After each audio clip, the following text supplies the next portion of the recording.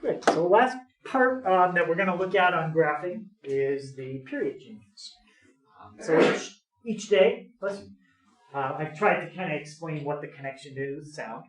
So when we did the phase shift, you kind of heard, depending on where you were sitting, for some people it got kind of louder or softer. With an amplitude change, that would change the volume for everybody exactly the same. Unlike a phase shift, it depends on where you sit. An amplitude change doesn't. If I turn it up, it's going to sound louder no matter where you sit. If I turn it down, it's going to sound quieter. The last thing we're going to talk about is period change.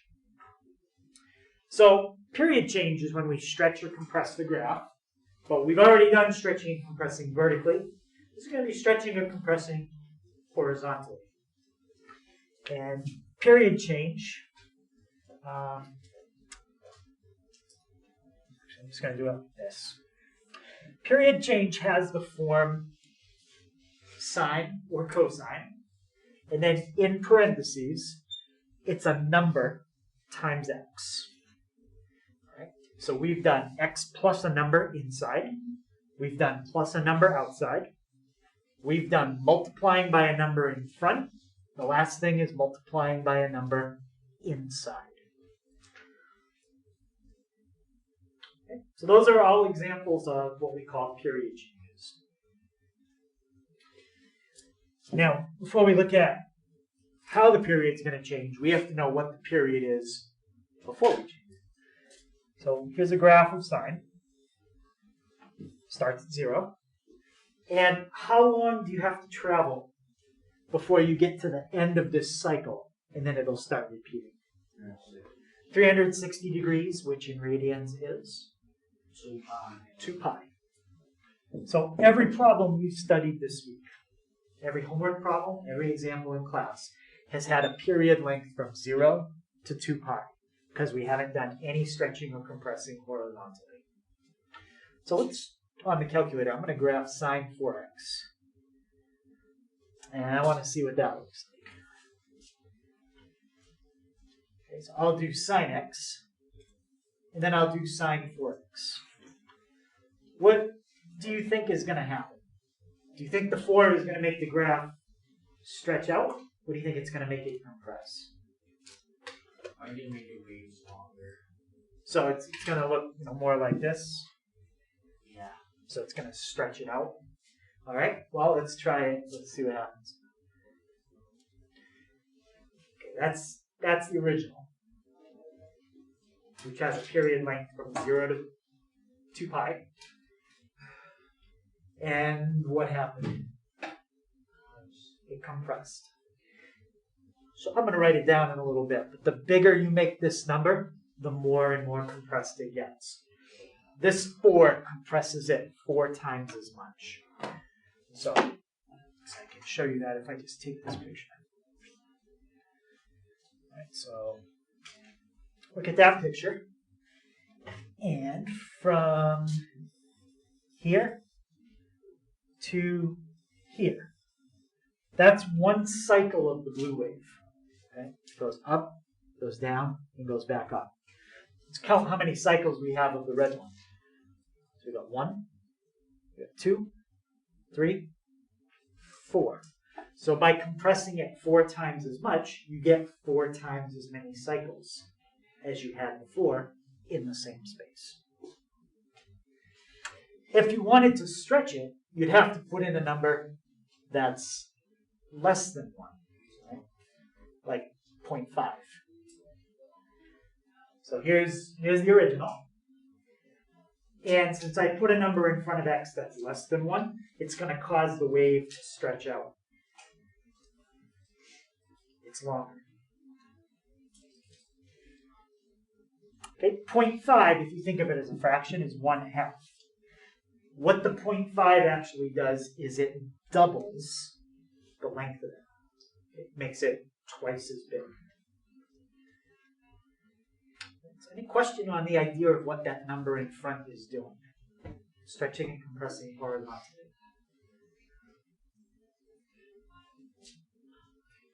Okay.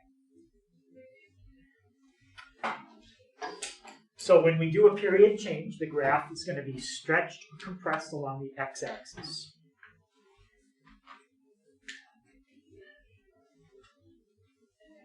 Now, I just showed it to you on the calculator, but what kind of numbers cause the graph to get smaller? Numbers bigger than 1. Numbers bigger than 1. Yep. So if we've got a b value that is bigger than 1, it will compress. And if the b value is smaller than 1, what's going to happen there? It's going to stretch, but we're not going to look at negative values for b. So the b value wouldn't go negative. If it did, it would flip. Okay? If you put a negative, just like with vertical, if you put a negative in front of the number, it causes a flip. This time, not a vertical flip, a horizontal. But we're not going to look at negatives with b. So b will always be a positive number. Greater than 1 is a compression. Between 0 and 1 is a stretch. And let's talk a little bit about what that would do to the sound. Okay, so when we had a sound like this, and then if we looked at a picture of a sound like this, what did we say yesterday the difference was between the red sound and the black sound? The what? The volume, right? The red one was louder. So the higher you stretch that wave, the louder it gets. The more you compress the wave, the softer it gets. What else could change besides the volume of the sound?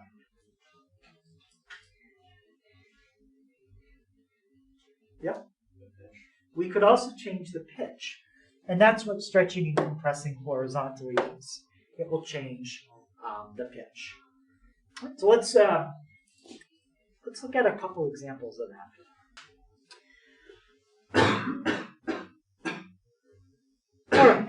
So one thing that they'll ask us to do here, kind of like they did with amplitude, is not to make a sketch, but just tell me what the new period is going to be. So remember, the period measures how long to go for a full cycle. And this is the formula that calculates the length of the period. You take the original period and you divide by b. Again, what's b? B is the number that's in front of x. So 4 or 2 or whatever the b value is. So you'll have some questions on the test that say, here's an equation, find the amplitude. You don't have to sketch anything.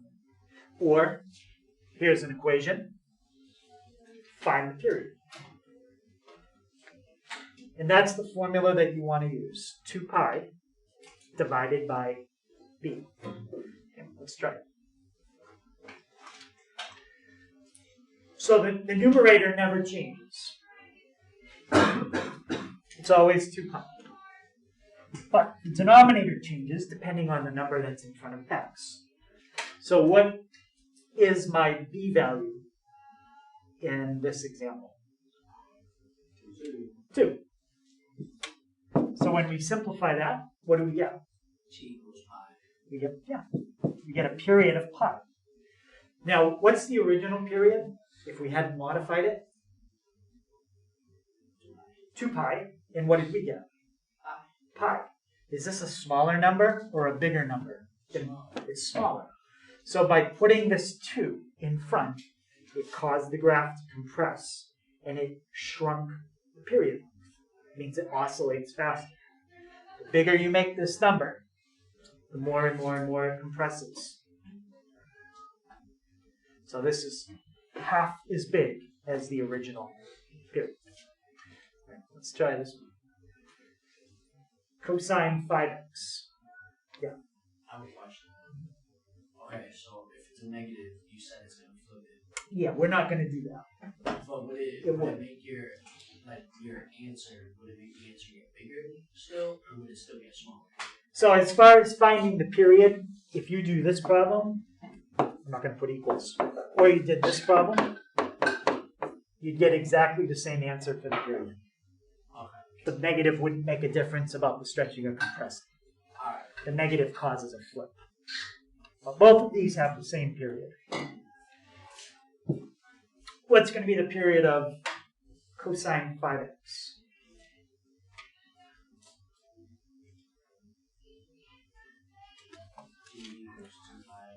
Right, 2 pi over 5. This graph has a period length of 1/5 of the original length. That means you compressed it 5 times as much. Think about the sound getting higher and higher pitch. Okay, you compressed it. Let's try this one. Sine 1/4 x. So we put 2 pi in the top. And Grady, what's my b value this time? 1/4. How do we fix it when you have to divide by a fraction?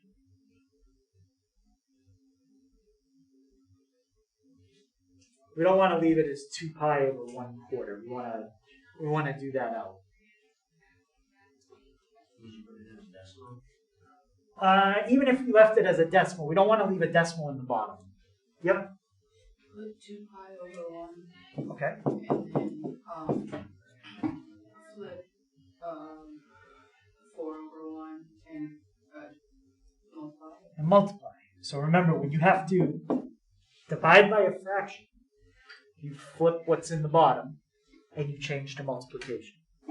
That's just how you always divide your fractions. And then multiply straight across. So what do we get for period length this time? 8 pi. 8 pi. How much bigger is this period compared to the normal period we started with? 8 times. Well, what's our normal period? 4 times. Yeah, normal period is 2 pi. This got 4 times longer because you put a 1/4 in front. The number in the bottom of the fraction here basically tells you how many times longer it got. As long as the top number is a 1. If the top number was like a 3 or something, that messes it up. But the point is the period is 8 pi. Now, what if I did this? What would be the period now? It'd still be the same thing. It'd still be the same thing because what does this plus 6 do? Shift it which way? Vertically left. Vertically which way? Vertically left. Vertically left? I'm confused. Up. Yeah. So up 6. So shifting something up 6 doesn't change the period. Only number you have to focus on to change the period is this number. You can put other numbers wherever you want. That still have the same period. Okay. All right. So just like we always do now, we're going to make our table. We are stretching and compressing left and right. As you look at that wave, okay, just kind of watch this point that's at the top. If I compress it left and right, what part of the coordinate is changing to make it move left and right? Your x. Your x is going to be changing, which means what stays the same? Your y. The y.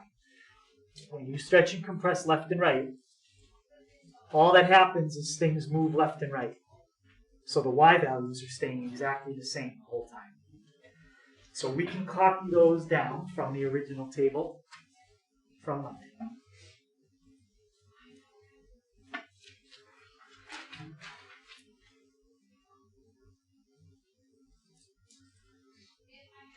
Okay, now we need to find the new x's.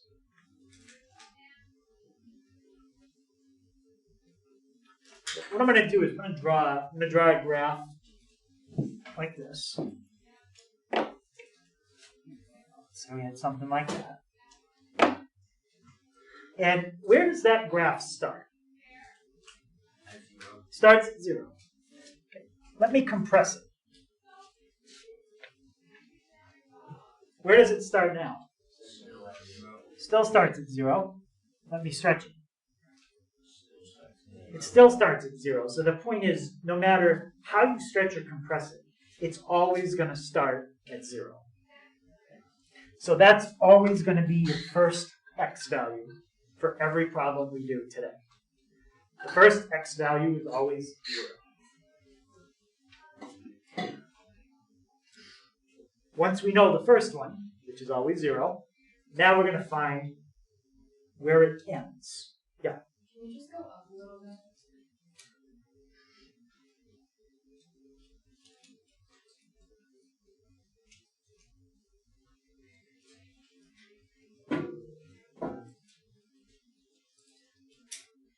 Starts at 0. Now we got to figure out where it stops.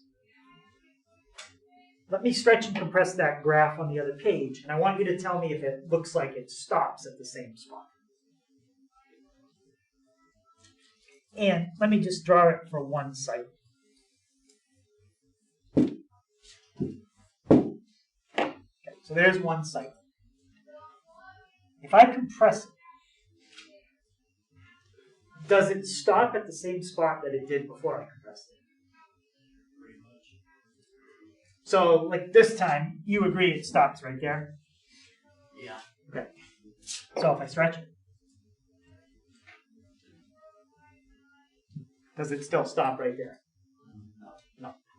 So when you stretch or compress it, you are changing where it stops. From here to here, what do we call that? Period. That's one period. So that is one period. So one period is from that line to that line. Now, what do you call it if I did this to it? What do you call the distance from here to there now? The same thing. It's still called the same thing. It's still called one period. So the point is, what we have to do is when we stretch or compress it, we have to find that dot where it ends. Well, we have a formula that calculates exactly what the length is from here to there. What was the formula we just learned that calculates the length of one period? Yeah. G equals 2 pi over omega or no? The book uses omega. I've been changing it to use a different letter.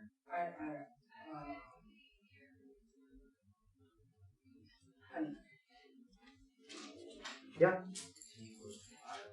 T equals 2 pi over b. So using the formula t equals 2 pi over b, it will give you where the graph ends, whether it's here or whether it's way over there. But it'll tell you where it ends.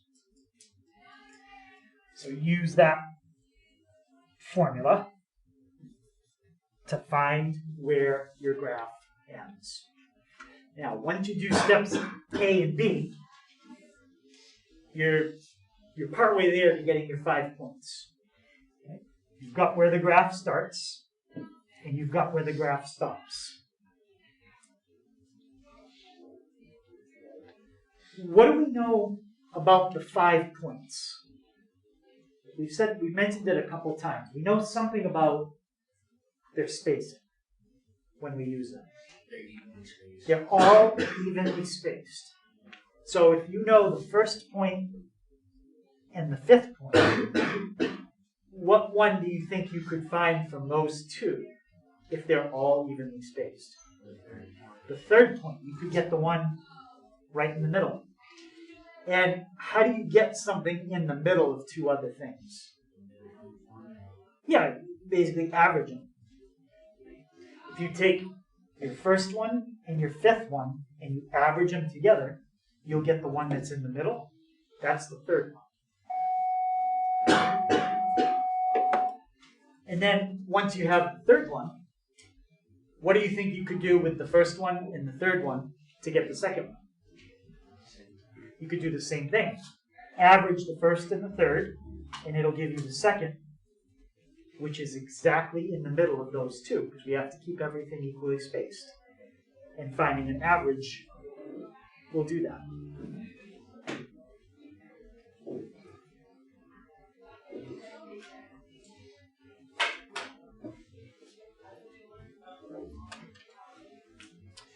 Right, so we got the first, we've got the fifth, we've got the third, we've got the second now by averaging the first and the third. And how do you think you would get the fourth one?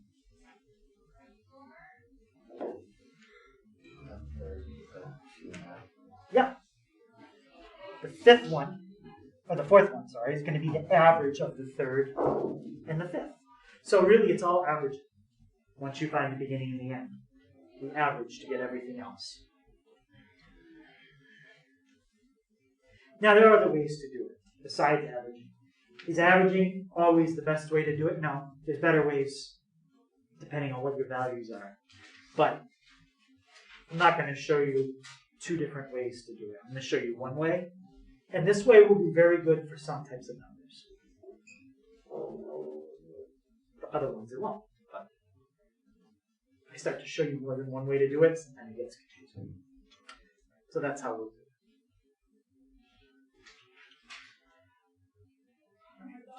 Any questions on finding those points? You got a little bit of flexibility on these last two. You could do E first and then D if you wanted. But you have to do the first one, the last one, and the middle. You've got to do those in that order.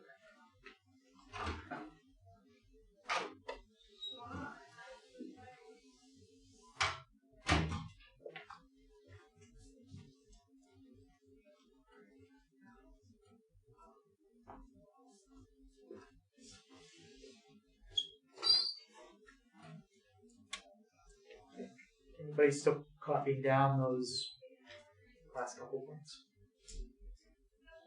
Okay. All right, let's look at that. So y equals sine 2x.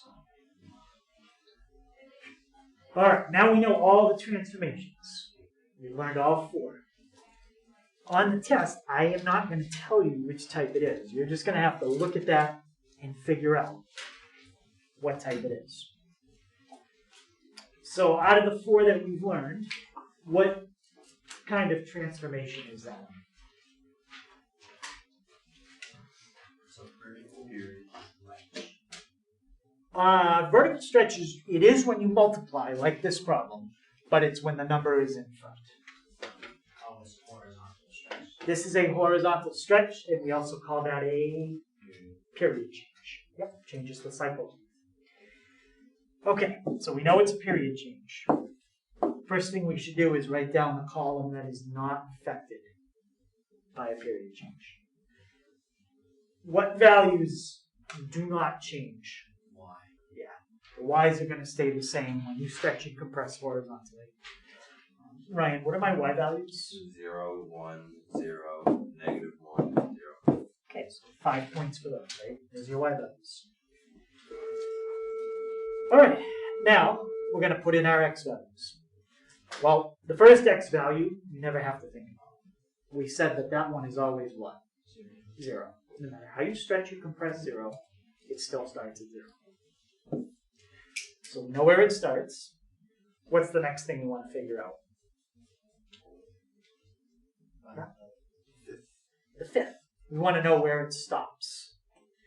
What's the formula that we use to figure out where the graph stops after the first cycle?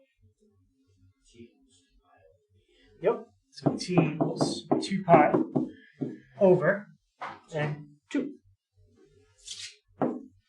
So my period length in this problem is pi, and that's where it stops.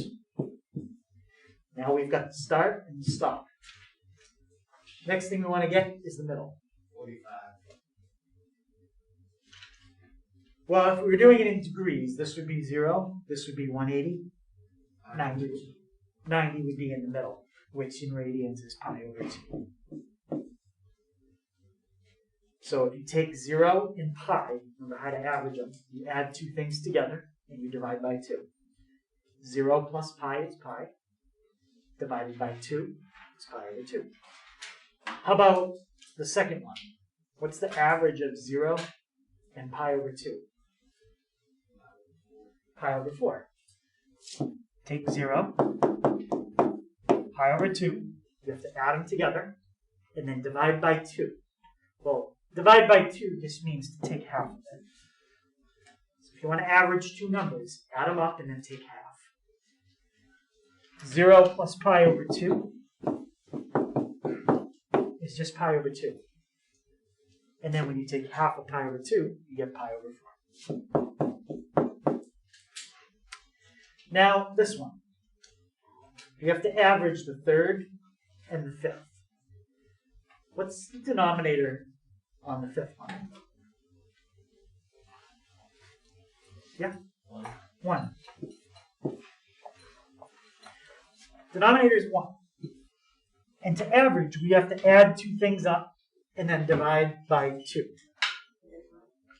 Okay, I was say I have to sign your agenda if that's where you're going. But you're good. Okay, so add them up and divide by 2. So pi over 2 plus pi over 1. And then to complete the average, you have to take half of it. What's my common denominator to add those up? 2. So what are we going to multiply top and bottom by? 2. Okay, what's pi over 2 plus 2 pi over 2? That's 3 pi over 2. And now we need half of that because we're averaging. So multiply straight across.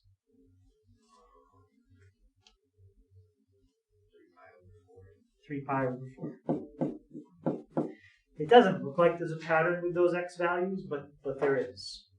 If you had everything with a denominator of 4, this would be 0 pi over 4, 1 pi over 4, 2 pi over 4, 3 pi over 4, and 4 pi over 4. But once you reduce it, you don't see that pattern. That's your table. Any questions on that? And now the x values are evenly spaced, so that's what we're going to use for our labels.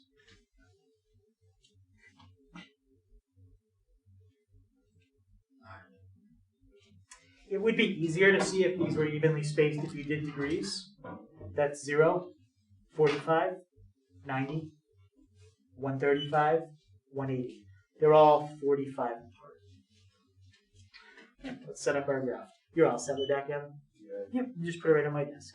Thank you. Okay, as far as high and low, we only have to go 1 to negative 1, so that's going to be fine. Label your x-axis. 0, pi over 4, pi over 2, 3 pi over 4, and pi.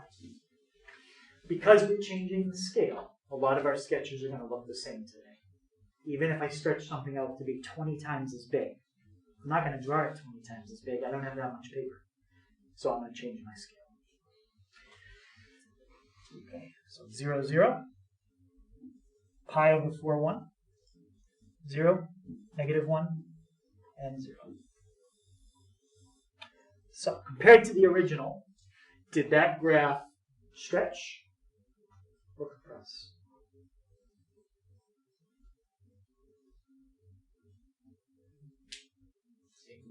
It compressed. It's doing a full cycle between 0 and pi. Normally, you have to go all the way to 2 pi to get in a full cycle. Now you only have to go half that far, and you get a full cycle. All right, so this is the case where the averaging isn't the best method because you got to deal with these common denominators. Okay? But as far as arithmetic, that's about as bad as it as it gets. Yeah, let's try this one. Cosine 1/4 x.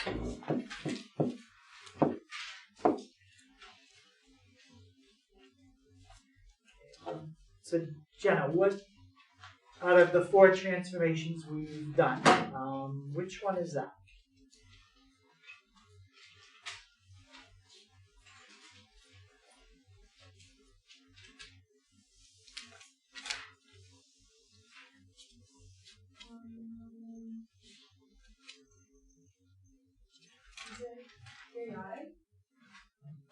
Which one? Horizontal stretch or compression, one of the two. But yep, that's a period change. We are stretching or compressing horizontally. Why? Because we are multiplying, and it is inside the parentheses.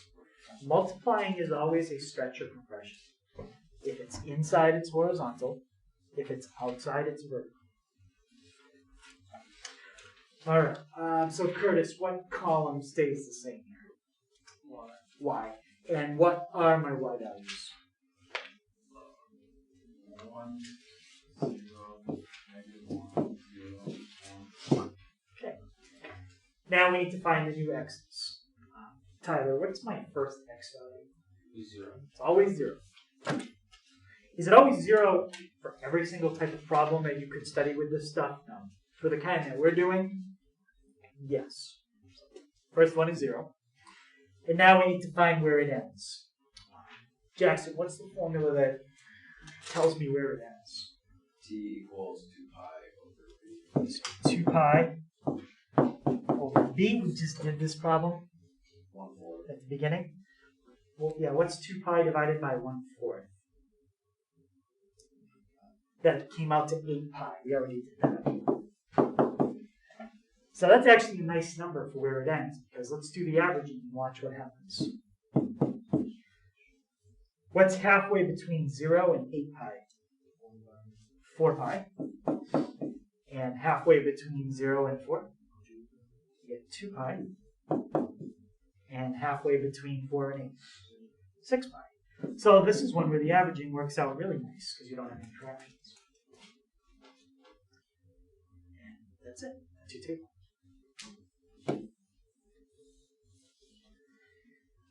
Okay, any questions on that?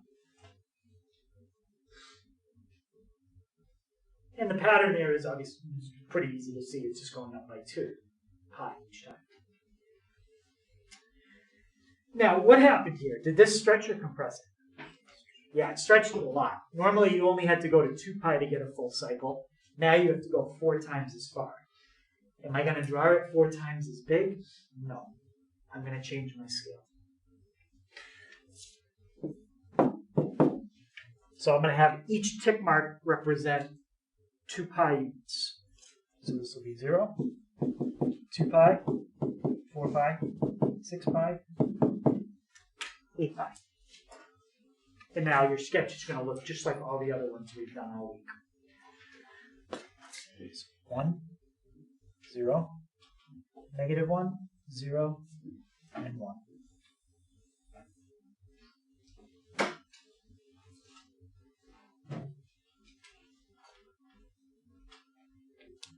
Sketch.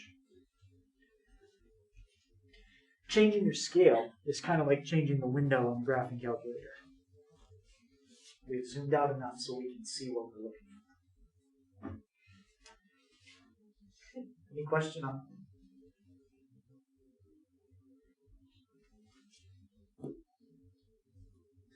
Okay, last one. So sine of pi over 2x. Now, when you look at that one, and you look at the number that's in front of x, you might think, well, this is the worst value we've ever had in front of x. But what's going to end up happening, it's pretty nice. So let's see what happens. So first of all, it is multiplying, and it's inside parentheses. So tell me, what kind of transformation does that mean it is?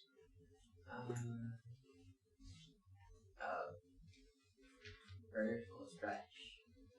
Vertical stretch is when you're multiplying and the number is in front. Horizontal. horizontal stretch or shift? Stretch. That's a stretch. It would be a shift if you had addition or subtraction here. That was what we learned up. All right, it's a horizontal stretch. How about, Cameron, what values are going to stay the same if we stretch or compress it left and right? 0. So my x column or my y column? No, x's are going to change. Because if you got something like this, and you follow that point, I don't know if it's going to stay. Yeah, it does. I can't do it. But if I could stretch and compress it out, this point would travel left and right. So the x's are going to change. Y's stay the same. Kiana, can you tell me what my y values are for sine? 0, 1, 0, 1, 2. Yep. Perfect. So we got my y values. Now we got to get the x values. First x value is always what? 0. It's always going to be 0. Now we have to figure out where it stops. Dominic, what's my formula to find where it stops? B equals pi over 2, or 2 pi over b. T equals 2 pi. And what is b in this case? Pi over 2. Okay, we've dealt with a dividing by a fraction before. Can somebody tell me how we fix that so I don't have a fraction divided by a fraction? Okay, tell me what to do. What does that mean? First answer, multiply them, and then flip the second one. And when you flip the second one, what do you get? 2 over pi. 2 over pi. If you want to think of that first one as a fraction, you can just put it over 1. So we're just before then? Yeah, it would just be 4. Pi's cancel out. So all you're left with is 2 times 2, which is 4. So what's going to be my middle point in this graph, the x value? 2. And then this is the first quarter point. That's the half point, and this is the 3/4 point. That's going to be 3. So the number in B looked like it was going to make this problem kind of messy, but these are the nicest numbers we've had in the table all week. There's no pi in it at all. And because we're going by ones, technically if you don't label this at all, you would be correct. Because if you don't put labels on a graph, it's always assumed you're going by ones. So we can leave all the labels off this one. So we've got 0, 0, 1, 1, right 2, up and down 0, right 3, down 1, and then right 4, up and down 0. And there's your sketch. That's a little bit of a compression, because normally we have to go to 2 pi. If you multiply pi times 2, you get 6.28. Well, this graph is doing a cycle by the time it hits 4. That's before 6.28. So it compressed it a little bit.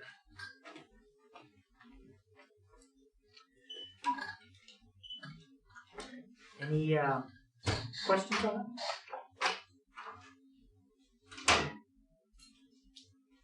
All right, so that pretty much covers the 4 different types of transformations. So on the test, there'll be, I think there's 6 problems. I don't tell you which one is which, but each problem has a table. And you're just going to click in the box, and you'll be able to type numbers in, all of those. So this kind of problem, I would have 10 answers I'd be checking in the table, and then the graph. So this would be like 11 different things you could get credit for in this problem. Yeah. Multiple choice graph, or we draw The graph, yeah, there's going to be some multiple choice with the graph, but then all the tables are just blank. And you just have to click and fill in each number. If you have to type something with pi, the pi will pop up for you. So will the fractions. All right, so plan tomorrow is to go through a review guide that covers everything that's on the test. Okay, so homework is a worksheet just like the past 2 nights. I think it's 5 questions. Make sure you make the table and show me the sketch. Okay, we've got just about 20 minutes or so, so you probably could, you might be able to get the whole thing done. You might be able to get at least a couple of them done.